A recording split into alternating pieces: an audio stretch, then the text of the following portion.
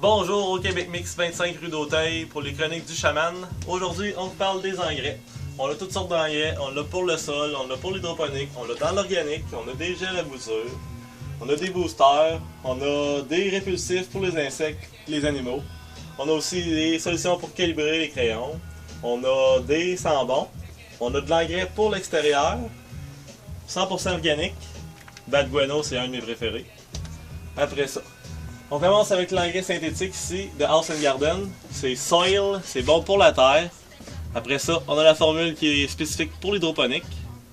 On a le Bud XL qui est un booster pour la floraison, pour avoir plus d'huile, plus de résine. Multizen qui est des enzymes qui aident à catalyser les engrais, qui aident aussi à enlever toutes les racines mortes qu'il y a dans ta terre, dans tes solutions d'hydroponique. On a le Bio Compost Soil qui est un engrais 100% organique, très bon, qui est parfait pour les pousseurs débutants, formule de A à Z. On a le Magic Green qui est un engrais foliaire.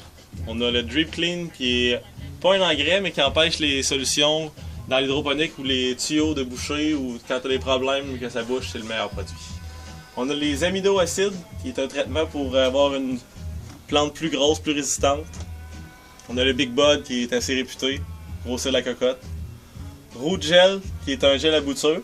Très bon gel à bouture, quand on veut faire des boutures, rapidifier le tout. Atomic, qui est un insecticide engrais en même temps, qui ne blesse pas les plantes, bonne prévention. Nimoil aussi, même affaire. Les vitamines B1, qui est un engrais avec beaucoup de vitamines, qui va avoir pour effet de donner des plantes beaucoup plus vertes. On a le Wet Sit, qui est un agent mouillant. L'agent mouillant, ça c'est quand on fait des arrosages sur les feuilles foliaires, ça va aller rouvrir les pores de la plante. On a le Snug Nail quand on a des problèmes à l'extérieur avec les bons vieux. On les haït ceux-là.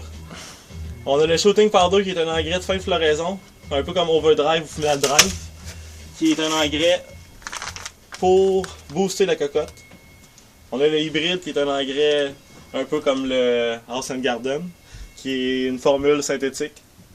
Un très bon engrais, pas cher, 15$. On a le Pura Vida qui est un engrais 100% organique. Final Drive, c'est un autre engrais de fin de floraison. On a des solutions pour calibrer les crayons de pH, très important. Toujours avoir un crayon de pH pour optimiser notre serre. Après ça, on a les gros formats. On a aussi les Uno, qui sont des produits pour enlever les odeurs. Souvent, en fin de floraison, on a des problèmes d'odeur. Après ça, on a des crayons aussi qui sont très importants.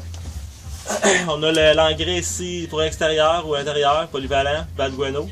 Ou l'engrais à dissolution lente pour l'extérieur, qui dure à peu près 1 mois pour besoin d'aller remettre de l'engrais avec ça. Très bon. Après ça, quand on fait nos solutions, on a toujours besoin d'un bon crayon de pH. Il y a des différentes gammes. Il y a la gamme à 15$, la gamme à 20$ ou la gamme à 200$.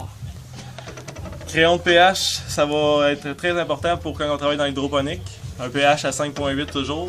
Dentaire, 6.2 pour le pH.